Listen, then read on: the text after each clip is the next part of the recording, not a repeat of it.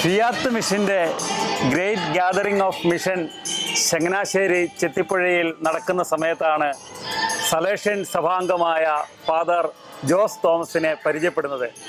അദ്ദേഹവുമായി സംസാരിച്ചിരിക്കുമ്പോഴാണ് 24 വർഷങ്ങൾക്ക് മുമ്പ് മണിപ്പൂർ ഇൻഫാനിൽ വെച്ച് 2 വൈദികരെയും ഒരു ബ്രദറിനെയും തീവ്രവാദികൾ വെടിവെച്ച് കൊന്നത് നേരിട്ട് കണ്ട ഒരു വൈദികനാണ്. നമുക്ക് ആ ഓർമ്മകൾ അച്ഛൻ പങ്കുവെക്കുന്ന നമ്മോട് നമുക്കൊന്ന് കേൾക്കാം. അച്ഛാ, ഈശോമിശിഹായെ സ്വീകരിക്കട്ടെ.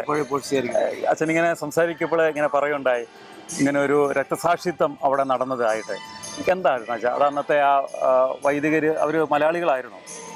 അവിടുന്ന് മരിച്ച 2 വൈദികർ, ഒരു ബ്രദറും. ബ്രദർ ഞങ്ങളുടെ റീജൻ്റ് ബ്രദറായിരുന്നു. ഞങ്ങൾ പ്രാക്ടിക്കൽ ട്രെയിനിങ് എന്ന് പറയും, റീജൻസി. അപ്പോൾ ഈ പ്രാക്ടിക്കൽ ട്രെയിനിങ് ചെയ്തുകൊണ്ടിരിക്കുന്ന ഒരു ബ്രദറായിരുന്നു. ഈ ബ്രദറിൻ്റെ വീട് ചക്കിട്ടപ്പാറ ഇടവകയിലാണ്. അദ്ദേഹത്തിൻ്റെ പേര് ഷിനു വലിയപറമ്പിൽ. നമുക്ക് അതിൽ ഒരച്ഛൻ ചിയാരം ഇടവകയിലെ പാളിയേക്കര വീട്ടിൽ നിന്നാണ്. അദ്ദേഹത്തിൻ്റെ പേര് റാഫേൽ പാളിയേക്കര. അച്ഛന് അന്ന് 43 വയസ്സും ബ്രദറിന് ജസ്റ്റ് 23-24 വയസ്സേ ഉള്ളായിരുന്നു. രണ്ടാമത് മരിച്ച അതിന് കൂടെ മരിച്ച ഒരു വൈദികൻ ഫാദർ ആൻഡ്രിയാസ് കിൻഡോ. അദ്ദേഹം ജാർഖണ്ഡിൽ നിന്നാണ്. അദ്ദേഹം ജസ്റ്റ് അച്ഛനായിട്ട് ഒരു 6 മാസമായിട്ടുള്ളായിരുന്നു. നവവൈദികനായിരുന്നു. ജനുവരിയിൽ ഓർഡിനേഷൻ, മെയ് 15-ാം തീയതി രാത്രി 7:50 ഇവരെ 3 പേരെയും മണിപ്പൂരിലെ 3 തീവ്രവാദികൾ വെടിവെച്ച് കൊന്നു. എന്തായിരുന്നു സംഭവം? എന്തായിരുന്നു? അപ്പോൾ ഞങ്ങളൊക്കെ അവിടെ നോവിസസ് ആയിരുന്നു. ഫാദർ റഫായൽ ഞങ്ങളുടെ നോവിസ് മാസ്റ്റർ ആയിരുന്നു. ഈ അച്ഛൻ മരിച്ചുപോയ ആൻഡ്രിയാസ് അച്ഛൻ വേറൊരു അച്ഛന് പകരം വന്നതാണ് ജസ്റ്റ്. അദ്ദേഹം ആക്ച്വലി അവിടുത്തെ ആരുമല്ലായിരുന്നു. അദ്ദേഹം അടുത്തുള്ളൊരു സ്കൂളിലെ വൈസ് പ്രിൻസിപ്പളായിരുന്നു. അപ്പോൾ ഞങ്ങളുടെ കൂടെ ഉണ്ടായിരുന്ന അച്ഛൻ MA പരീക്ഷ എഴുതാൻ പോയപ്പോൾ അദ്ദേഹം അവിടെ റിപ്ലേസ് ചെയ്തതാണ് ജസ്റ്റ് കുറച്ച് ദിവസത്തേക്ക്. ഈ ബ്രദർ നാഗാലാൻഡ് യൂണിവേഴ്സിറ്റിയിലെ ഇംഗ്ലീഷ് ഓണേഴ്സിൽ 1ാം റാങ്കുകാരനായിരുന്നു. വളരെ കഴിവുള്ള, നല്ല മിടുക്കനായ ഞങ്ങൾക്കൊക്കെ വളരെ പ്രിയപ്പെട്ട ഒരു ബ്രദറായിരുന്നു. അന്ന് സംഭവിച്ച ശരിക്കും അവിടുത്തെ തീവ്രവാദികൾ പല സ്കൂളുകളിലും നമ്മുടെ ഇടവകളിലും ഒക്കെ വന്ന് അവിടെ പൈസ ചോദിക്കുമായിരുന്നു. അവിടെ ഉണ്ടായിരുന്ന അച്ഛന്മാർ പലരും എത്രാനും ഒക്കെ കൂടി തീരുമാനമെടുത്തു, ഇവർക്ക് പൈസ കൊടുക്കത്തില്ല. കാരണം അവർക്ക് പൈസ കൊടുക്കാന്ന് പറഞ്ഞാൽ നമ്മൾ ഇന്ത്യ മഹാരാജ്യത്തിനെതിരെ പ്രവർത്തിക്കുകയാണ്. അവർ തീവ്രവാദികളാണ്. അപ്പോൾ ഇന്ത്യൻ ഗവൺമെന്റിനും എതിരെ പ്രവർത്തിക്കണം, നമ്മളവരെ സപ്പോർട്ട് ചെയ്യാന്നുള്ള ഒരു രീതിയായിരുന്നു. അപ്പോൾ അവർക്ക് പൈസ കൊടുക്കത്തില്ല എന്ന് പറഞ്ഞു. അപ്പോൾ അവർക്ക് പൈസ കൊടുക്കത്തില്ലെന്ന് പറഞ്ഞപ്പോൾ ഇനി അച്ഛന്മാരെ അവർ കൊല്ലുവോ അല്ലെങ്കിൽ അറ്റാക്ക് ചെയ്യുമോ എന്നൊക്കെയുള്ള ഭയം വന്നു. അങ്ങനെ ചില ന്യൂസ് സ്പ്രെഡായി. അപ്പോൾ പെട്ടെന്ന് പ്രൊവിൻഷ്യലും അവരൊക്കെ ഈ അച്ഛന്മാരെ ഈ അവിടെ പ്രിൻസിപ്പൾമാരായിട്ടും വൈസ് പ്രിൻസിപ്പളായിട്ടൊക്കെ ഇരുന്ന അച്ഛന്മാരെ തിരിച്ചു വിളിച്ചു. സോ അവർ രായ്ക്ക് രാമാൻ അവിടുന്ന് ഓടി രക്ഷപ്പെട്ടു എന്ന് പറയാം, അല്ലെങ്കിൽ മറ്റു സ്ഥലങ്ങളിലേക്ക് പോയി. അപ്പോൾ ഞങ്ങളുടെയൊക്കെ ഒരു അറിവ് ശരിയാണെങ്കിൽ നമ്മുടെ സ്കൂളിലുണ്ടാകുന്ന ചില ടീച്ചേഴ്സൊക്കെ തന്നെയാണ് ഇവരുടെ കൂടെ, ഇവരുടെ സെയിം വർഗത്തിൽപ്പെട്ടവരൊക്കെയാണല്ലോ അവരൊക്കെ. അപ്പോൾ അവർ പറഞ്ഞു കൊടുത്തെന്നാണ് അറിയപ്പെടുന്നത്. നമുക്ക് അതിനകത്തൊരു ഉറപ്പൊന്നുമില്ല. ദാറ്റ് ഈ അച്ഛന്മാരെ കിട്ടിയില്ലെങ്കിലും കുഴപ്പമില്ല, ഇവിടെ നോവിഷ്യേറ്റ് ഉണ്ട്. അപ്പോൾ ഞങ്ങൾ നോവിസസ് ഒക്കെ അകത്ത് ഞങ്ങൾക്ക് വേറെ ഇൻസ്റ്റിറ്റ്യൂഷൻസ് ഒന്നുമില്ല, ഞങ്ങൾ പുറത്തൊന്നും പോകുന്നു അങ്ങനെയൊന്നുമില്ല, വേറെ പള്ളിയോ ഇടവകയോ ഒന്നുമില്ല. അപ്പോൾ ഈ നോവിഷ്യേറ്റ് നരിയാൻ എന്ന് പറഞ്ഞ സ്ഥലത്താണ്. അത് ഇംഫാലിൽ നിന്ന് ഏതാണ്ട് ഒരു 15 കിലോമീറ്ററോളം ദൂരമുണ്ട്. യാരിപ്പോക്ക് എന്ന് പറഞ്ഞ ഒരു ഇടവകയുടെ കീഴിലാണ് ആ സ്ഥലം. അപ്പോൾ അവിടെ ഇവർ രാവിലെ കുർബാന കഴിഞ്ഞ് ഞങ്ങൾ ഇറങ്ങുമ്പോൾ 3 പേര് വരുന്നു. അപ്പോൾ ഇതൊരു സ്ക്വയർ ബിൽഡിംഗ് ആണ്. ഇതിനകത്ത് കയറണമെങ്കിൽ നമ്മൾ വാതിൽ തുറന്നു കൊടുക്കണം. അപ്പോൾ ഇവർക്ക് സ്ഥലം കാണണമെന്ന് പറഞ്ഞ് വന്നവരാണ്. ഈ ബ്രദർ സ്ഥലം കാണിച്ചു കൊടുക്കുന്നു, വരുന്നു, പോകുന്നു. വൈകുന്നേരം ഇവർ ഈ അച്ഛൻ ഞങ്ങളുടെ നോവിസ് മാസ്റ്റർ ഫാദർ റഫായൽ, അദ്ദേഹത്തിൻ്റെ ജൂബിലി അദ്ദേഹം പ്രൊഫസ് ചെയ്തിട്ട് വ്രതവാഗ്ദാനം എടുത്തതിന് 25 വർഷം ജസ്റ്റ് പൂർത്തിയായി ആ വർഷം. അപ്പം അതിൻ്റെ ജൂബിലി ഞങ്ങളെ ഒരു 2-3 ദിവസം മുമ്പാണ് സെലിബ്രേറ്റ് ചെയ്തത്. അദ്ദേഹത്തിൻ്റെ പെങ്ങൾ ഒരു FCC സിസ്റ്റർ ഉണ്ട്, സിസ്റ്റർ റോസ്. അന്ന് സിസ്റ്റർ ആഗ്രയിലായിരുന്നു. അവിടുന്ന് സിസ്റ്റർ വന്നു. സിസ്റ്ററിനെ റെയിൽവേ സ്റ്റേഷനിൽ കൊണ്ട് ആക്കിയിട്ട് അച്ഛൻ വരുവാണ്. ഇംഫാലിൽ അന്ന് റെയിൽവേ സ്റ്റേഷൻ ഇല്ല. അപ്പം ദൈമപ്പൂർ ഒരു 6-8 മണിക്കൂർ ഡ്രൈവ് ചെയ്ത് അവിടെ കൊണ്ട് ആക്കിയിട്ടൊക്കെ വരുന്നൊരു അവസരമായിരുന്നു. അപ്പോൾ അച്ഛനും അവിടെ ഉണ്ടായിരുന്ന അച്ഛൻ ഞങ്ങൾക്ക് കോൺഫറൻസ് എടുത്തുകൊണ്ടിരിക്കുകയാണ്. എല്ലാ ദിവസവും നോവിസസിന് കോൺഫറൻസ് ഉണ്ട്. അപ്പോൾ അവിടെ അടുത്തുള്ള അച്ഛൻ വരുന്നു, അദ്ദേഹത്തെ വിളിച്ചുകൊണ്ട് പോകുന്നു. എന്തോ അവർ സംസാരിക്കുന്നത് എന്താണെന്ന് ഞങ്ങൾക്ക് അറിയത്തില്ല. അപ്പം അച്ഛൻ അത് കഴിഞ്ഞ് എൻ്റെ മുറിയിലേക്ക് പോയി ലോഹ എടുത്തിരുന്നു, ഞങ്ങൾ ഈ നോവിസ് മാസ്റ്റർ റഫായൽ അച്ഛൻ. അത് കഴിഞ്ഞ് അച്ഛൻ ഞങ്ങളുടെ പള്ളി വന്ന് കുറച്ച് മുട്ടൂത്തി എന്ന് പ്രാർത്ഥിക്കുന്നു. അപ്പോൾ ഇതെല്ലാം ഞങ്ങൾക്ക് കാണാം. കാരണം ഇതൊരു ഒറ്റ നില ബിൽഡിംഗ് ആണ്, ഒരു സ്ക്വയർ ആകൃതിയിൽ. അപ്പോൾ ആരെതിലെ എവിടെ നിന്ന് എന്ത് ചെയ്താലും ഞങ്ങൾക്ക് കാണാൻ പറ്റും. അതാണ് അതിൻ്റെ ഒരു സ്പെഷ്യാലിറ്റി. അപ്പോൾ അച്ഛൻ അങ്ങനെ വരുന്നിട്ട് ഇവർ മുന്നോട്ട് പോയി. അത് കഴിഞ്ഞ് കുറച്ച് സമയം കഴിഞ്ഞപ്പോൾ ഈ ബ്രദർ വന്ന് ഞങ്ങളോട് പറഞ്ഞു, നിങ്ങളാരും പുറത്തിറങ്ങരുത്, അകത്ത് തന്നെ ഇരിക്കണം, ഒന്നെങ്കിൽ നിങ്ങൾ പള്ളിയിലുണ്ടായിരിക്കണം, അല്ലെങ്കിൽ സ്റ്റഡി ഹാളിൽ ഇരുന്ന് പഠിക്കണം. അപ്പം ഞാനൊക്കെ പള്ളിയിലായിരുന്നു, കുറച്ച് പേര് സ്റ്റഡി ഹാളിലുണ്ടായിരുന്നു. സപ്പർ കഴിക്കുന്നതിന് തൊട്ട് മുമ്പായിരുന്നു. അപ്പോൾ അങ്ങനെ ഞങ്ങൾ അതിനിടയ്ക്ക് വെച്ച് ഒരു 7:30 ആയപ്പോഴത്തേക്കും ഞങ്ങൾ കണ്ടു ഈ ആൻഡ്രിയാസ് അച്ഛൻ. അദ്ദേഹത്തിന് കുറച്ച് മണിപ്പൂരി ഭാഷയൊക്കെ അറിയാം. അപ്പോൾ അദ്ദേഹം ഇടയ്ക്ക് മുറിയിൽ കയറി വന്ന് അതിൻ്റെ മുറിയുടെ കഥ തുറന്നാണ് കിടന്നത്. അദ്ദേഹം പൈസ എണ്ണുന്നത് ഞങ്ങൾ കണ്ടായി. പിന്നീടാണ് ഞങ്ങൾ അറിഞ്ഞത് അവിടെ അന്ന് 30,000 രൂപ അവർക്ക് കൊടുത്തു. കാരണം ഞങ്ങൾക്ക് ഒരു മാസത്തെ ചിലവ് 30,000 രൂപ തരുമായിരുന്നു പ്രൊവിൻഷ്യൽ ഹൗസ്. അപ്പോൾ അവിടെ ഉണ്ടായിരുന്ന പൈസ എല്ലാം കൊടുത്തു. അതുപോലെ തന്നെ അച്ഛന്മാരെ കയ്യിരുന്ന വാച്ചൊക്കെ അവർ ഊരിയെടുത്ത്. പിന്നെ എനിവേ അങ്ങനെ ഇതൊക്കെ ഞങ്ങൾ കണ്ടായിരുന്നു. അപ്പം കുറച്ച് കഴിഞ്ഞ് ഒരു 7:50 ആയപ്പോൾ ഞങ്ങൾ ഒരു സിംഗിൾ ബുള്ളറ്റ് ഷോട്ട് കേട്ടു. അപ്പോൾ ഞങ്ങളുടെ ഈ കെട്ടിടം അല്ലെങ്കിൽ നോവിഷീറ്റിരിക്കുന്ന ഒരു ചെറിയ മുട്ടക്കുന്നിൻ്റെ മുകളിലാണ്. 4 സൈഡിലും പൈൻ മരങ്ങളാണ്. അപ്പം ഞങ്ങളെപ്പോലെ കേരളത്തിൽ നിന്നോ അല്ലെങ്കിൽ ജാർഖണ്ഡ്, ഛത്തീസ്ഗഡ്, ഒറീസ എന്നൊക്കെ വന്നവർക്കൊന്നും ഇത് ഞങ്ങളൊക്കെ ആദ്യമായിട്ടാണ്, അല്ലെങ്കിൽ വളരെ റെയറായിട്ട് ഇങ്ങനെ വെടിയിച്ചു കിട്ടിയിട്ടുള്ളത്. നമ്മൾ സിനിമയിലൊക്കെ വല്ലതും കണ്ടിട്ടുള്ളതല്ലാതെ അന്നൊക്കെ ഇങ്ങനെ സിനിമകളൊക്കെ ഇതൊക്കെ ഉള്ളത് വളരെ റെയറാണ്. ഞങ്ങൾക്ക് മനസ്സിലായില്ല എന്താ, ഞങ്ങളെല്ലാം അന്തം വിട്ട് ഇരിക്കുവാണ്. ഈ ഒരു ബുള്ളറ്റ് ഷോട്ട് കഴിഞ്ഞ് ഈ കേട്ട പാടെ തന്നെ അവിടെ മണിപ്പൂരിൽ നാഗാലാൻഡൊക്കെ ഉള്ള ഒരു അവർ ഇതൊക്കെ കേട്ട് പരിചയമുള്ളവരാണ്. അവർ പെട്ടെന്ന് ഒരാൾ പറഞ്ഞു നിലത്ത് വീടാന്ന് പറഞ്ഞു. നിലത്ത് വീട് കിടക്കടാന്ന് പറഞ്ഞു. ഒരു ആർമിക്കാരെ കിടക്കുന്ന പോലെ അവർ കുറേ പേര് പള്ളിയിലേക്ക് നിലത്ത് വീണ് ഇങ്ങനെ കിടക്കുകയാണ്. നമ്മൾ സിനിമയിലൊക്കെ ഉണ്ടല്ലേ, കവന്ന് കിടക്കുകയാണ്. അങ്ങനെ കുറച്ച് പേര് ഇങ്ങനെ അന്തിച്ചിരിക്കുന്നു. ഞങ്ങളൊക്കെ ഇപ്പം ഞാനാണെങ്കിൽ മുട്ടുകുത്തി നിന്നിട്ട് ഇങ്ങനെ വണ്ടടിക്കുകയാണ്, എന്താ ചെയ്യണം, നിലത്ത് വീഴണ്ടോ, ഇതെന്താ പരിചയമില്ല. അത് കഴിഞ്ഞൊരു 1 മിനിറ്റ് കഴിഞ്ഞപ്പോൾ 1 മിനിറ്റ് ആയില്ല, പെട്ടെന്ന് ഞങ്ങളുടെ കിച്ചണിൻ്റെ സൈഡിൽ നിന്ന് അങ്ങനെ ബുള്ളറ്റ് ഷോട്ട് പല നമ്മൾ സിനിമയിലൊക്കെ കാണുന്ന പോലെ ഇങ്ങനെ പല ഷോട്ടുകൾ വന്നുകൊണ്ടിരിക്കുകയാണ്. അവർ 3-4 റൗണ്ട് വെടിവെച്ചെന്നൊക്കെയാണ് പറയുന്നത്. അപ്പം പെട്ടെന്ന് അവിടുത്തെ കിച്ചൺ ഗേൾസ് അവിടെ ഉണ്ടായിരുന്ന ഒരു കരഞ്ഞു വിളിച്ച് അയ്യോ അച്ഛന്മാരെ വെടിവെച്ചു കൊന്നേ, അങ്ങനെ അച്ഛന്മാരെ വെടിവെച്ചെന്നാണ്. അപ്പോൾ അത് കേട്ടപ്പോൾ ഞങ്ങൾ വേറെ ഒന്നും ചിന്തിക്കുക, ഞങ്ങളെല്ലാവരും ഓടി അവരെ ബോഡി എടുക്കുന്നു. അപ്പം ബോഡിയൊക്കെ എടുക്കുമ്പോൾ ഞങ്ങളുടെ വിരലൊക്കെ അവരുടെ ബുള്ളറ്റ് ഹോൾസിനകത്ത് കയറുന്നു, കയ്യെ കൂടെയൊക്കെ ചൂട് രക്തം ഒഴുകുവാണ്. അവരെല്ലാവരും മരിച്ചു പോയുള്ളൂ. അച്ഛന്മാരുടെ നെഞ്ചിലൊക്കെ വെടിയുണ്ടായിരുന്നു, ഒരച്ഛൻ്റെ തലയിലുണ്ടായിരുന്നു, എല്ലാവരുടെയും മുട്ടിൽ അടിയിലേക്ക് വെടിവെച്ചിട്ടുണ്ടായിരുന്നു. ആ ബ്രദർ ആക്ച്വലി കുറച്ച് ദൂരെയാണ് മാറുന്നത്. ബ്രദർ അയ്യോ അമ്മയെ അങ്ങനെ ഷൗട്ട് ചെയ്യുന്നത് ഞങ്ങൾ കേട്ടായിരുന്നു. ബ്രദർ കുറച്ച് ദൂരെയാണ് മാറുന്നത് കിടന്നത്. ബ്രദർ അങ്ങനെ സൗണ്ട് വെച്ചപ്പോൾ അവർ തിരിഞ്ഞു നിന്ന് വെടിവെച്ചു. അപ്പോൾ അതുകൊണ്ട് ബ്രദറിൻ്റെ വാ തുറന്നു തന്നെയാണ് ഇരുന്നത്, കാരണം ബുള്ളറ്റിനകത്ത് കയറി ബ്ലോക്കായി ഇരിക്കുന്നത്. അപ്പോൾ ഞങ്ങൾ അവരെല്ലാം ബോഡി എടുത്തുകൊണ്ട് വെച്ച് പോയി. പെൺപിള്ളേർ പറഞ്ഞു നിങ്ങളെ അവരന്വേഷിച്ചായിരുന്നു. ഇവിടെ ലോക്കലായിട്ടുള്ള പ്രദേശം എന്ന് പറഞ്ഞാൽ മണിപ്പൂർ നാഗാലാൻഡിലുള്ള പ്രദേശിനെയും അവരെ ലോക്കൽ പ്രദേശം അവർ വിളിക്കുന്നു. അവരെയും ഞങ്ങളെപ്പോലുള്ള പുറത്തുനിന്ന് വന്നവരെയൊക്കെ സെപ്പറേറ്റ് ആക്കി നിർത്തിയിട്ട് പുറത്തേക്ക് ഇറക്കിക്കൊണ്ട് വരാൻ അവർ അച്ഛന്മാരോട് ഡിമാൻഡ് ചെയ്തായിരുന്നു. അപ്പോൾ അച്ഛൻ എന്ന് പറഞ്ഞാൽ ഞങ്ങളെല്ലാം കൊല്ലാനാണ് അവർ വന്നത്. അപ്പം അച്ഛന്മാർ പറഞ്ഞു ഇല്ല, അവർ നിങ്ങൾ ചെറുപ്പക്കാർ പിള്ളേരാണ്, ഞങ്ങൾക്കൊക്കെ എനിക്കൊക്കെ 18 വയസ്സൊക്കെ ഉള്ളൂ. അപ്പം അവരെ എന്നാ പറയുന്നത്, അവർ നിങ്ങളെ കണ്ട പേടിയാകൊണ്ട് അവരെ പുറത്തിറക്കി കൊണ്ട് വരത്തില്ല. അപ്പം അങ്ങനെ ഞങ്ങളാരും പുറത്തിറങ്ങിയില്ല. അപ്പം അവർ കിച്ചൺ ഗേൾസ് പറഞ്ഞു നിങ്ങളെല്ലാം കൊല്ലാൻ അവർ വന്നിരിക്കുന്നത്, നിങ്ങളെല്ലാം വിളിച്ചു. അപ്പം ഞങ്ങളൊക്കെ ഏതാണ്ട് 1 മണിക്കൂറോളം മരിക്കാൻ തയ്യാറായി, എല്ലാവരെയും പ്രാർത്ഥിച്ച് നന്ദി പറഞ്ഞ് കരഞ്ഞ് കൊന്തയൊക്കെ ചെല്ലി ഇരിക്കുവാണ്. എപ്പം റെഡിയാണ് ബുള്ളറ്റ് എപ്പം ബുള്ളറ്റ് കിട്ടുമെന്ന് ഞങ്ങൾക്ക് അറിയത്തില്ല. എപ്പം ബുള്ളറ്റ് കിട്ടിയാൽ റിസീവ് ചെയ്യാൻ തയ്യാറായി, മരിക്കാൻ തയ്യാറായി. ഞങ്ങൾ ഏതാണ്ട് 1 മണിക്കൂറോളം അങ്ങനെ ഇരുന്നു. കുറച്ച് പേരൊക്കെ അവിടെ ഉണ്ടായിരുന്ന കുറച്ച് പേരൊക്കെ മുറിക്കകത്ത് കയറി കതകിൻ്റെ സൈഡിലൊക്കെ കത്തിയൊക്കെ ആയിട്ട് നിന്നു. അവർ വന്ന് അവരെ നമ്മൾ മരിക്കുവാനായാലും അവരെ 2 പേരെ കൊന്നിട്ട് മരിക്കുക എന്നൊക്കെ ഉള്ള ഒരു രീതിയിൽ ഞാനും വേറൊരു ജീസസ് യൂത്തിലുണ്ടായിരുന്ന ഒരു ബ്രദർ ഉണ്ടായിരുന്നു.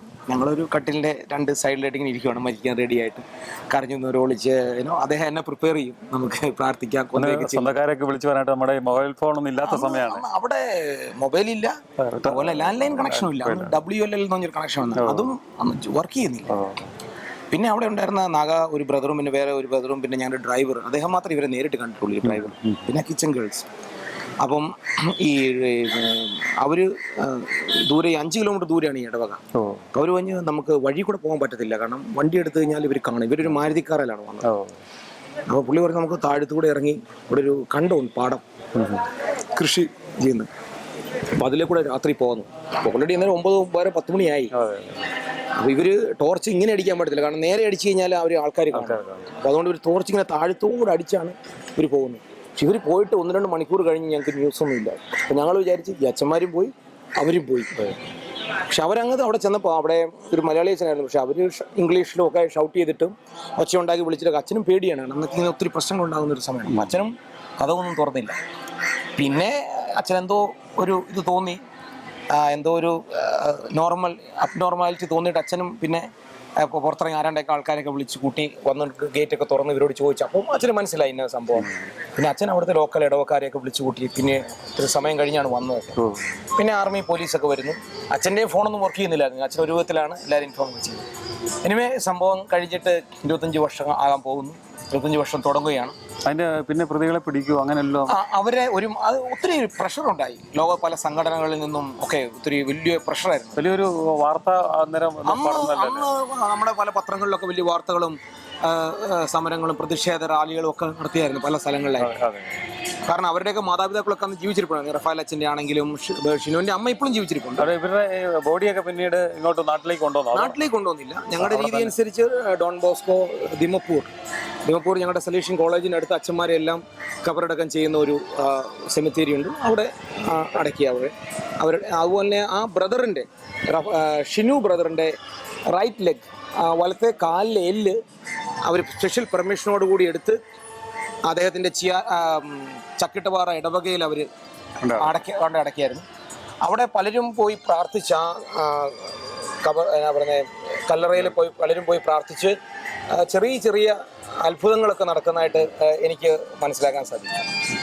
അങ്ങനെ ഞങ്ങൾ അവരുടെ പോപ്പ് ഫ്രാൻസിസിൻ്റെ സമയത്ത് നമുക്ക് വിശ്വാസത്തിന് വേണ്ടി മരിക്കാത്തവർ, ഇവർ വിശ്വാസത്തിന് വേണ്ടി മരിച്ചാലും വിശ്വാസത്തിന് വേണ്ടി മരിക്കാതെ അവരൊരു ക്രിസ്ത്യൻസ് ആണ്.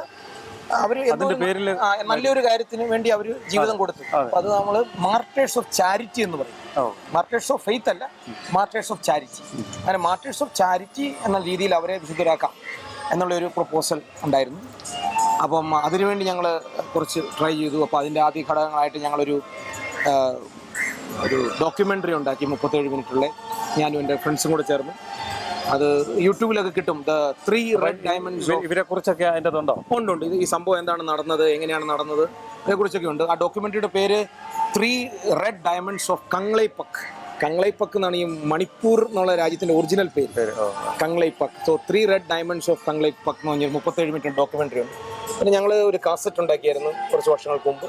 പിന്നെ ഒരു ചെറിയ ബുക്ക് ഞങ്ങൾ അവരുടെ ചെറിയ ജീവിതകഥ ചെറുതായിട്ട് ഇറക്കിയിട്ടുണ്ട്. പിന്നെ ചില പ്രാർത്ഥനകളൊക്കെ ഞങ്ങൾ ചെയ്തിട്ടുണ്ട്. അപ്പം ഞങ്ങളുടെയൊക്കെ ഒരു വിശ്വാസമാണ്, അല്ലെങ്കിൽ ഞങ്ങളുടെ പ്രാർത്ഥനയാണ് അവരെ ദൈവം ഒരിക്കൽ വിശുദ്ധന്മാരായിട്ട് പ്രഖ്യാപിക്കും. കാരണം ഞാൻ പറയുമ്പോൾ എനിക്ക് വേണ്ടി അവർ ജീവിതം. അപ്പം ഞങ്ങളുടെ അന്ന് ബാച്ചിൽ ഉണ്ടായിരുന്ന ഏതാണ്ട് 10 പേര് അച്ഛന്മാരാണ്. ഒരു ബ്രദറും ഉണ്ടായിരുന്നു. നമുക്ക് 10 പേര് ഇപ്പം അച്ഛൻ വൈദികരായിട്ടുണ്ടാകും ഞങ്ങളുടെ ആ ഗ്രൂപ്പിൽ ഇത് കണ്ട ആൾക്കാർ. പിന്നീട് ഇവരെ വധിച്ച തീവ്രവാദികളെ, പ്രതികളെ പിന്നീട് പോലീസോ അല്ലെങ്കിൽ പട്ടാളമോ ഇവരെ പിടിക്കുകയുണ്ടായോ? അത് ഏതാണ്ട് ഒരു മാസത്തിനകം, കാരണം ഇത്രയും പ്രഷർ ഉണ്ടായതുകൊണ്ട് 1 മാസത്തിനകം അവരുടെ ഗ്രൂപ്പുകാർ തന്നെ, ഇവർ ഒരു ഗ്രൂപ്പിൽ പല അണ്ടർഗ്രൗണ്ട് തീവ്രവാദ ഗ്രൂപ്പ് ഇട്ടിട്ടുണ്ട്. അവർ തന്നെ ഇവരെ വെടിവെച്ച് കൊന്നിട്ട് നമ്മളെ ആർമീനെ വിളിച്ച് പറഞ്ഞു ഇന്ന ആൾക്കാരുടെ ബോഡി ഇന്ന സ്ഥലത്തുണ്ട്. അങ്ങനെ ഞങ്ങളുടെ ഡ്രൈവർ ഇവരെ നേരിട്ട് കണ്ടുകൊണ്ട് ആ ഡ്രൈവറിനെ ആർമി കൊണ്ടുപോയി ബോഡി ഐഡന്റിഫൈ ചെയ്യുക. അങ്ങനെ ആ ഡ്രൈവർ ഐഡന്റിഫൈ ചെയ്തു. അപ്പം അങ്ങനെ ആണ് ഈ സംഭവം നടന്നത്. ഇവരിങ്ങനെ ഈ തീവ്രവാദികൾ തന്നെ ഇവരുടെ ഗ്രൂപ്പിൽപ്പെട്ട ആളെ ഇങ്ങനെ പ്രഷർ വന്നപ്പോൾ ഇവർ വധിക്കാൻ കാരണം എന്താണ്? കൂടുതൽ ഇവരുടെ ഈ സംഘടനയെ ആർമി തകർക്കാതിരിക്കാൻ വേണ്ടിയുള്ള ഒരു തന്ത്രമാണോ? അതെ, അത് തന്നെ സംഭവം. കാരണം ഇവരെ അല്ലെങ്കിൽ ആർമി അല്ലെങ്കിൽ മറ്റ് നാഗ അണ്ടർഗ്രൗണ്ട്സ് ഉണ്ട്. നാഗാസ് അണ്ടർഗ്രൗണ്ട്സ് കൂടുതലും ക്രിസ്ത്യൻസ് ആണ്, കാത്തലിക്സും ഉണ്ട്.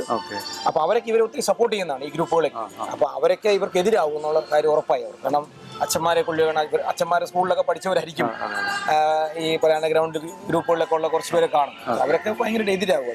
അച്ഛൻ ഇപ്പോഴും അച്ഛൻ ഇപ്പോൾ ഇന്ത്യയുടെ കിഴക്കൻ പ്രദേശങ്ങളിലാണ് അച്ഛൻ ശുശ്രൂഷ ചെയ്യുന്നത്. ഇപ്പോൾ ഈ അച്ഛനായ 24 വർഷങ്ങൾക്ക് മുമ്പ് കണ്ടതിനേക്കാളൊക്കെ വ്യത്യസ്തമായ ഒരു കാലാവസ്ഥയാണല്ലോ.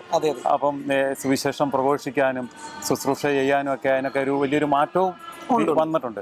അതിനെക്കുറിച്ച് അച്ഛൻ്റെ അത് എന്തുമാത്രം മാറ്റം? ഇപ്പോഴെങ്ങനെയാണ് അവിടുത്തെ ശുശ്രൂഷകൾ പോകുന്നത്? ഇപ്പോഴും ഇതുപോലെ തന്നെ ഭീഷണികളും പ്രതിസന്ധികളും നേരിടുന്നുണ്ടോ നമ്മുടെ മിഷണറിമാർ? ചില സ്ഥലങ്ങളിലൊക്കെ ഇപ്പോൾ ആസാമിലെ ചില സ്ഥലങ്ങളിലൊക്കെ ഇതുപോലുള്ള ചെറിയ പ്രശ്നങ്ങളൊക്കെ ഉണ്ട്. അത് ആ പൊളിറ്റിക്കൽ ചേഞ്ച് ഉണ്ടായല്ലോ. ഇപ്പം നമുക്ക് അനുകൂലമല്ലാത്ത ചില ഗ്രൂപ്പുകളൊക്കെ പൊളിറ്റിക്സ് വരുമുണ്ട്. പക്ഷേ അതേസമയം അരുണാചൽ പ്രദേശ്, മേഘാലയ, നാഗാലാൻഡ് അതുപോലുള്ള സ്ഥലങ്ങളിലൊന്നും അങ്ങനെയുള്ള പ്രശ്നങ്ങളൊന്നുമില്ല. മിസോറാം, ഇവിടെയൊക്കെ ക്രിസ്ത്യൻസ് മജോറിറ്റി ഉള്ള സ്ഥലങ്ങളാണ്. അവിടെയുള്ള സ്ഥലങ്ങളിലൊന്നും പ്രശ്നങ്ങളൊന്നുമില്ല. പിന്നെ മണിപ്പൂരിലെ കാര്യം നമുക്ക് എല്ലാവർക്കും അറിയാം. അതിനെക്കുറിച്ച് ഞാൻ വിവരിക്കേണ്ട കാര്യമില്ല. ശരിക്കും അവിടെ ഈ നമ്മുടെ ഈ ഗോത്രങ്ങൾ തമ്മിലുള്ള ഒരു ബുദ്ധിമുട്ടുകളും പ്രയാസങ്ങളുമാണ് അവരവിടെ പലപ്പോഴും പ്രശ്നങ്ങൾ ഉണ്ടാക്കുന്നത്. ഇപ്പോൾ നമ്മുടെ ഈ മണിപ്പൂരിൽ തന്നെ വംശീയ കലാപം എന്നൊക്കെ പറയുമ്പോഴും ഈ കുക്കികളും മേത്തികളും തമ്മിലുള്ള അവിടെ ഗോത്രങ്ങൾ തമ്മിലുള്ള ഒരു പ്രശ്നമായിരുന്നു അത് ബേസിക്കലി നമുക്ക് മനസ്സിലാക്കാവുന്നിടത്തോളം അതൊരു രണ്ട് ഗോത്രങ്ങൾ തമ്മിലുള്ള പ്രശ്നമാണ്. അല്ലാതെ അതൊരു കാരണം കുക്കി വർഗത്തിൽപ്പെട്ടവർ 100% ക്രിസ്ത്യൻസാണ്. അവരെ ആരെ തൊട്ടാലും അത് ക്രിസ്ത്യനെയാണ് തൊടുന്നത്. അല്ലാതെ അതൊരു ഇടയിലും അവർക്ക് പള്ളികളും അവർ ക്രിസ്ത്യൻസും അവരുടെ 2 വൈദികരും കുറച്ച് സിസ്റ്റേഴ്സും ഉണ്ട്. അതിൽ രസകരമായ കാര്യം, ഇപ്പോൾ അരുണാചൽ പ്രദേശ് നമ്മുടെ ഒരു കോൺവെന്റിൽ ഒരു കോൺവെന്റിനകത്ത് FCC സിസ്റ്റേഴ്സിന് ഒരു കോൺവെന്റിൽ മണിപ്പൂരി സിസ്റ്ററും ഉണ്ട്, കുക്കി സിസ്റ്ററും ഉണ്ട്. 2 പേരെ സിസ്റ്റർമാരായിട്ട് ഒരു മഠത്തിൽ താമസിക്കുന്നുണ്ട്. ഞാൻ താമസിക്കുന്നതിന്റെ വളരെ അടുത്താണ് ആ മഠം. അപ്പം അങ്ങനെയൊക്കെ ഉണ്ട്. ഇതൊരു ക്രിസ്ത്യൻസ് അറ്റാക്ക് എന്ന് പറയാൻ പറ്റത്തില്ല ഞാൻ മനസ്സിലാക്കുന്നിടത്തോളം. അതുപോലെ നമ്മൾ ആൾക്കാരോട് സംസാരിക്കുന്നിടത്തോളം. പക്ഷേ കാരണം ഇപ്പം കുക്കി അച്ഛന്മാർക്കൊക്കെ അങ്ങോട്ട് മണിപ്പൂരിലേക്ക് പോകാൻ പറ്റുന്നില്ല. കഴിഞ്ഞ വർഷം ഞാൻ അവിടെ ക്രിസ്മസിനുണ്ടായിരുന്നു മെത്രാൻ്റെ കൂടെ. അന്ന് കുക്കി അച്ഛന്മാർ സിസ്റ്റേഴ്സ് ഒന്നും വന്നില്ല. കാരണം അവർക്ക് അങ്ങോട്ട് പോകാൻ പറ്റില്ല. അവർ കുക്കികളായതുകൊണ്ടല്ല, അവർ ക്രിസ്ത്യൻസ് ആയതുകൊണ്ടല്ല. ബാക്കി നമ്മുടെ ക്രിസ്മസും ബാക്കി കുർബാനകളും കാര്യങ്ങളും എല്ലാം നടക്കുന്നുണ്ട്. അത് പ്രശ്നം ഉണ്ടാക്കുന്നില്ല. പക്ഷേ അവർ ഈ കുക്കി വർഗത്തിൽപ്പെട്ടതുകൊണ്ട് അവർക്ക് അങ്ങോട്ട് പോകാനായിട്ട് സാധിക്കുന്നില്ല. പക്ഷേ അതേസമയം മറ്റ് സംസ്ഥാനങ്ങളിലൊന്നും അങ്ങനെ വലിയ വലിയ പ്രശ്നങ്ങളുണ്ടായിട്ട് ചെറിയ ചെറിയ പ്രശ്നങ്ങളുണ്ട്. ഇപ്പോൾ അരുണാചൽ പ്രദേശിൽ അവർ ഫ്രീഡം ഓഫ് റിലീജിയൻ ബിൽ കൊണ്ടുവരാൻ വേണ്ടി കുറേ ശ്രമിച്ചായിരുന്നു, അല്ലെങ്കിൽ ശ്രമിച്ചുകൊണ്ടിരിക്കുന്നു. പക്ഷെ ഞങ്ങളുടെ ഞങ്ങളുടെ കൂടെ നിന്ന് അവർ ഇതിനെ ഒപ്പോസ് ചെയ്യും. അവിടുത്തെ അൽമായർ വളരെ സ്ട്രോങ് ആണ്. അവരൊരിക്കലും സമ്മതിക്കത്തില്ല. അപ്പം നമുക്ക് ആ വലിയൊരു എന്താ പറയുന്നത്, അൽമായ സംഘടനകൾ നമ്മുടെ പുറകിലുള്ളതുകൊണ്ടും അല്ലെങ്കിൽ നമ്മുടെ മുന്നിലുള്ളതുകൊണ്ടും നമുക്ക് പറയാം. അവർ മുന്നിൽ നിന്നുകൊണ്ട് ആ സഭയെ അവരാണ് സംരക്ഷിക്കുന്നത്. കാരണം 1978 അല്ലെങ്കിൽ അതിന് മുമ്പ് മുതൽ അവർ ഒത്തിരി സഫർ ചെയ്താണ് ക്രിസ്ത്യൻസ്. പിന്നെ അവർ തന്നെ ക്രിസ്ത്യൻസ് ആയതാണ്. നമ്മുടെ അച്ഛന്മാരൊക്കെ അല്ലെങ്കിൽ സിസ്റ്റേഴ്സൊക്കെ പോയി പ്രീച്ച് ചെയ്ത് മാമോയിസം മുക്കിയതൊന്നും അല്ല അവരെ. ഓക്കെ, അച്ഛന്മാരൊക്കെ മാമോയിസം മുക്കി എന്നുള്ള കാര്യം കറക്റ്റ്. പക്ഷെ അതിൽ കൂടുതൽ അവർ അങ്ങോട്ടും ഇങ്ങോട്ടും പറഞ്ഞുകൊണ്ടാണ് അവർ. അപ്പം അവർ പലരും എന്താ പറയുന്നത്, ഈ അവർക്കൊരു മതമൊന്നുമില്ല. അവർ ഹിന്ദുക്കളോ മുസ്ലിങ്ങളോ ഒന്നുമല്ല.